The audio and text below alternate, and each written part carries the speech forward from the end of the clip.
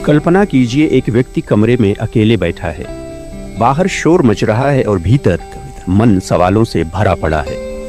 वही सवाल जब शब्दों का रूप ले लेते हैं तब साहित्य का जन्म होता है। साहित्य किसी एक दिन, एक रात, एक घटना की उपज नहीं है। यह समय, समाज और संवेदना की साझी यात्रा है। इसकी प्रेरणा हर युग में अलग रही है, पर इसका उद्देश्य हमेशा जोड़ना रहा है, एक करना रहा है। ये एक मनुष्य को दूसरे मनुष्य से जोड़ता है। इतिहास की ओर रुख करें तो पाएंगे कि साहित्य तब पैदा हुआ जब मनुष्य ने प्रश्न पूछना शुरू किया। मैं कौन हूं? यह संसार क्या है? दुख क्यों है? सुख कैसे मिलेगा?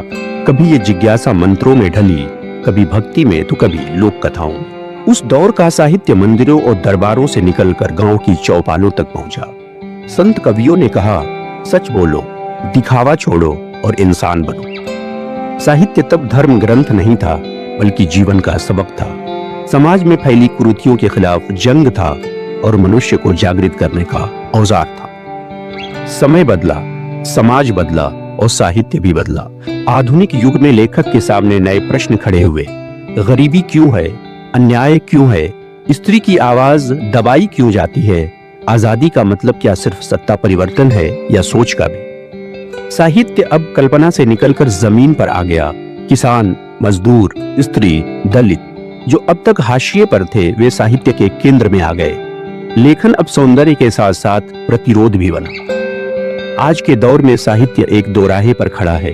वो खुद से सवाल कर रहा है और खुद ही उनका जवाब ढूंढ रहा है। हम डिजिटल दुनिया में हैं। मोबाइल की स्क्रीन छोटी सही, लेकिन सवाल बड़े हैं।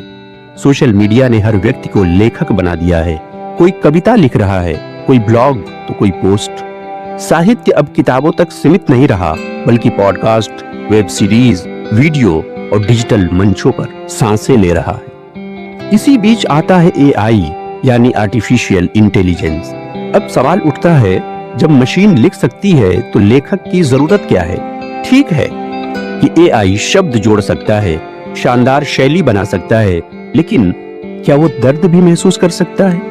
भविष्य का साहित्य शायद मनुष्य और मशीन की साझेदारी से जन्म लेगा, लेकिन संवेदना, नैतिकता और आत्मा तब भी मनुष्य की ही रहेगी। लेखक के सामने 3 बड़ी चुनौतियां हैं: सच लिखना, बिना बिके लिखना और भीड़ में अपनी आवाज बचाए रखना।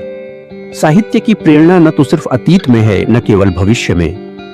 वो हर उस क्षण में है जब कोई मनुष्य किसी दूसरे मनुष्य का दर्द समझने की कोशिश करता है। जब तक संवेदना जीवित है, साहित्य भी जीवित रहेगा, चाहे कलम से, कीबोर्ड से या किसी नई तकनीक से।